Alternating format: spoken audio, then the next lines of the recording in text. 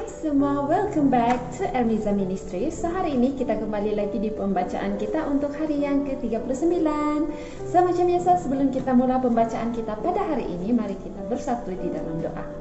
Ya Tuhan Allah Bapa kami yang bertapa di dalam kerajaan syurga, terima kasih Tuhan atas kasih Engkau, berkat Engkau, kebaikan Engkau kepada kami sepanjang hari-hari ini. Dan pada saat ini kami ingin belajar tentang firman Engkau Tuhan, agar kami senantiasa diingatkan dan sentiasa dekat dengan Engkau Tuhan setiap hari. Terima kasih Tuhan karena Engkau sudah mendengar, menjawab doa ini, ampunkan segala dosa pelanggaran kami. Semua ini saya serahkan dalam nama Tuhan Yesus Kristus yang telah menjadi juru selamat dan penebus kami.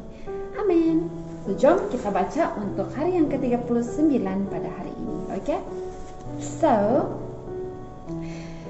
untuk hari yang ke-39 kita akan baca di dalam buku Desire of Ages nomor 111 hingga 113. Ketika Yesus memohonkan baptisan itu, Yohanes melangkah mundur sambil berseru, "Akulah yang perlu dibaptis olehmu dan engkau yang datang kepadaku dengan wewenang yang tegas namun lemah lembut." Yesus menjawab, "Biarlah hal itu terjadi karena demikianlah sepatutnya kita menggenapkan seluruh kehendak Allah." Lalu Yohanes menyerahkan dan menuntun juru selamat itu ke dalam sungai Yordan dan menyelamkan dia di dalam air. Sesudah dibaptis, Yesus segera keluar dari air, dan pada waktu itu juga langit terbuka dan ia melihat Roh Allah seperti burung merpati turun ke atasnya. Yesus menerima baptisan bukannya sebagai pengakuan kesalahan atas perbuatannya sendiri. Ia menyamahkan dirinya dengan orang berdosa, mengambil langkah yang harus kita ambil, serta melakukan pekerjaan yang wajib kita lakukan. Kehidupannya yang penuh penderitaan dan penuh kesabaran sesudah ia dibaptiskan adalah juga suatu teladan bagi kita.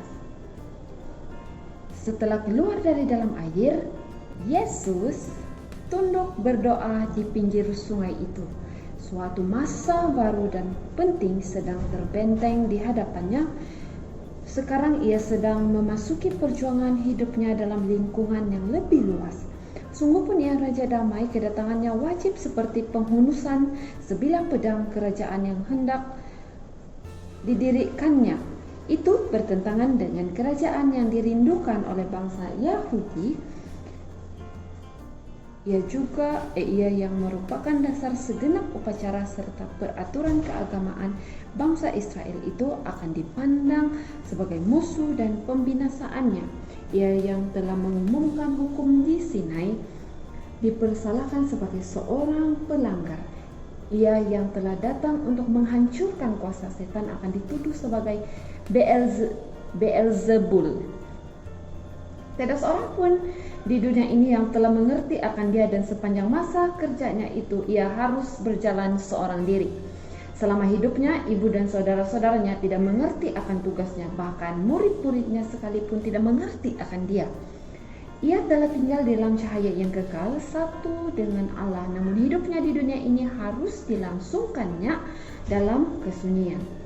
Sebagai pribadi yang satu dengan kita, ia harus menanggung beban kesalahan dan malapetaka kita. Ia yang tidak berdosa itu harus merasakan malu karena dosa. Pencinta damai itu harus tinggal dalam perselisihan, kebenaran harus tinggal dengan kepalsuan, kesucian dengan kenajisan. Setiap dosa, setiap perselisihan, setiap nafsu yang menajiskan yang telah dibawa oleh pelanggaran merupakan siksaan bagi jiwanya. Ia harus menempuh jalan itu sendiri. Dia harus memikul beban itu sendiri ke atas. Dia yang telah meletakkan kemuliaannya serta menerima kelemahan kemanusiaan harus diserahkan penebusan dunia ini. Ia melihat serta merasa itu semuanya, tetapi maksudnya tetap teguh pada lengannya tergantung keselamatan bangsa yang telah terjerumus ke dalam jurang dosa, dan ia mengulurkan tangannya untuk memegang teguh dengan tangan kasih yang maha kuasa. Pandangan juru selamat tampaknya menebus surga, sementara ia mencurahkan jiwanya dalam doa. Ia tahu benar betapa dosa telah mengeraskan hati manusia dan betapa sukamnya kelak bagi mereka untuk mengerti akan pekerjaannya serta menerima karunia keselamatan. Ia memohonkan dari Bapa kuasa untuk mengalahkan kurang percaya mereka, untuk menghancurkan belenggu yang digunakan setan untuk menawan mereka dan untuk mengalahkan pembinasaan itu demi kepentingan mereka. Ia memohonkan kesaksian bahwa Allah menerima manusia dalam diri anaknya itu. Belum pernah malaikat-malaikat mendengarkan doa semacam itu. Mereka ingin membawa kepada panglima mereka suatu kabar jaminan dan penghiburan, tetapi tidak, sang Bapa sendirilah yang akan menjawab permohonan anaknya. Langsung dari takhta surga memancarlah cahaya kemuliaannya. Langit terbuka dan ke atas kepala juru selamat turunlah cahaya yang paling suci dalam rupa seekor burung merpati, lambang yang tepat untuk dia yang lemah lembut dan rendah hati itu. Dari antara orang banyak yang di Yordan itu, hanya sedikit Yohanes yang melihat penglihatan dari surga itu. Namun hikmatnya hadirat ilahi ada dalam perhimpunan itu. Orang banyak berdiri dengan diam memandang kepada Kristus. Segenap tubuhnya bermandikan cahaya yang selamanya mengelilingi takhta Allah. Wajahnya yang menengadah ke atas itu dipermuliakan seperti yang belum pernah mereka lihat pada wajah manusia. Dari langit yang terbuka itu kedengaranlah suatu suara berkata, "Inilah anakku yang aku berkenan."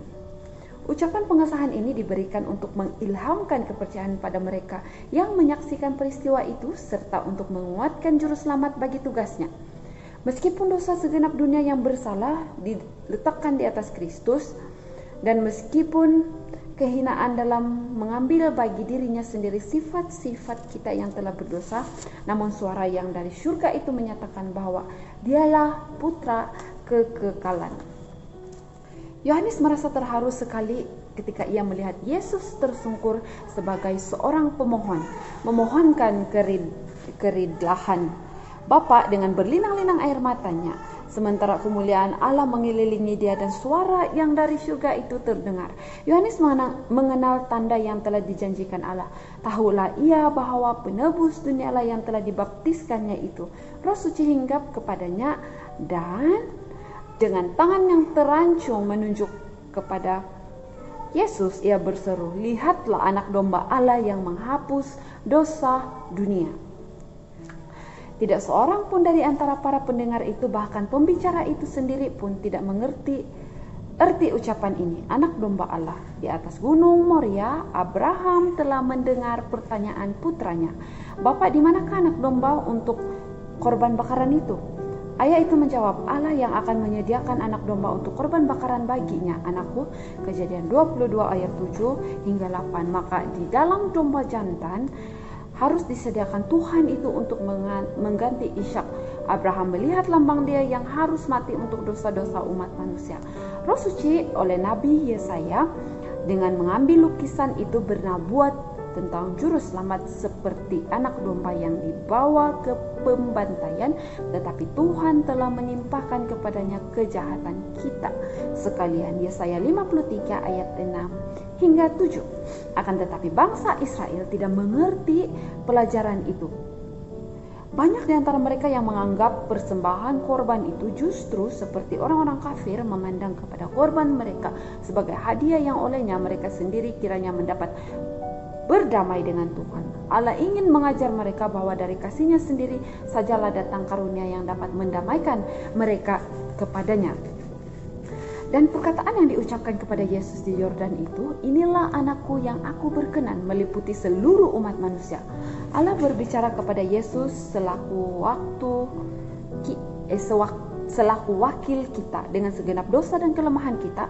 Tidak dibuangkannya kita sebagai tidak berharga. Dalam kasih ia telah menuntunkan kita dari semua oleh Yesus Kristus untuk menjadi anak-anaknya, supaya terpujilah kasih karunia-Nya yang mulia yang dikaruniakannya kepada kita di dalam Dia yang dikasihinya. Efesus 1 ayat 5 hingga 6. Kemudian yang hinggap atas Kristus itu ialah janji tentang kasih Allah bagi kita. Diberitahukannya kepada kita hal kuasa doa, bagaimana suara manusia dapat mencapai telinga Allah, dan permohonan itu diperkenankan dalam istana surga. Oleh dosa Dunia ini telah terpisah dari surga serta terasing dari persekutuannya. Akan tetapi Yesus sudah menghubungkannya kembali dengan lingkungan kemuliaan kasih-Nya dalam melingkari manusia serta mencapai langit yang tertinggi. Cahaya yang turun dari pintu gerbang yang terbuka ke atas kepala juru selamat kita akan turun pula ke atas kita. Apabila kita berdoa memohonkan bantuan untuk melawan pencobaan, suara yang berbicara kepada Yesus itu berkata, setiap jiwa yang percaya, inilah anak yang kukasihi, kepadanya lah aku berkenan. Saudara-saudaraku yang kekasih, sekarang kita adalah anak-anak Allah, tetapi belum nyata apa keadaan kita kelak. Akan tetapi kita tahu bahwa apabila Kristus menyatakan dirinya, kita akan menjadi sama seperti Dia. Sebab kita akan melihat Dia dalam keadaannya sebenarnya.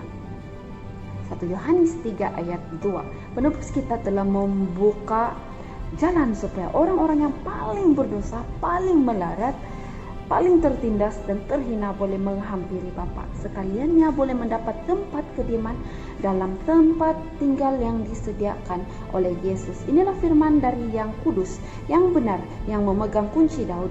Apabila Ia membuka, tidak ada yang dapat menutup. Apabila Ia menutup, tidak ada yang dapat membuka. Lihatlah, aku telah membuka pintu bagimu yang tidak dapat ditutup oleh seorang pun. Wahyu 3 ayat 7 hingga 8. Sampai di sini saja pembacaan kita untuk hari yang ke-39. Mari kita akhiri kita punya pembacaan pada hari ini dengan doa. Mari kita bersatu di dalam doa. Ya Tuhan Allah Bapa kami yang bertakhta dalam kerajaan surga, terima kasih Tuhan atas berkat Engkau. Terima kasih Tuhan atas pengorbanan Engkau di dalam dunia ini untuk mewakili kami, sehingga Bapamu di surga sendiri mengatakan bahwa kepadamu lah aku berkenan. So kami dapat merasakan bahwa Tuhan Allah Bapa di surga sentiasa berkenan dengan kami yang sentiasa berdoa, sentiasa dekat dengan Engkau, sentiasa memohon kekuatan untuk menghadapi hari-hari yang penuh dosa di dalam dunia ini Tuhan. Terima kasih Tuhan atas pelajaran yang begitu indah pada saat ini. Ampunkan segala dosa pelanggaran kami Tuhan, agar kami sentiasa layak di hadapan-Mu. Terima kasih Tuhan karena Engkau sudah mendengar dan menjawab doa ini. Semua ini saya serahkan dalam nama Tuhan Yesus Kristus yang telah menjadi juru selamat dan penebus kami. Amin. So, terima kasih semua. Jumpa lagi di video akan datang. Bye.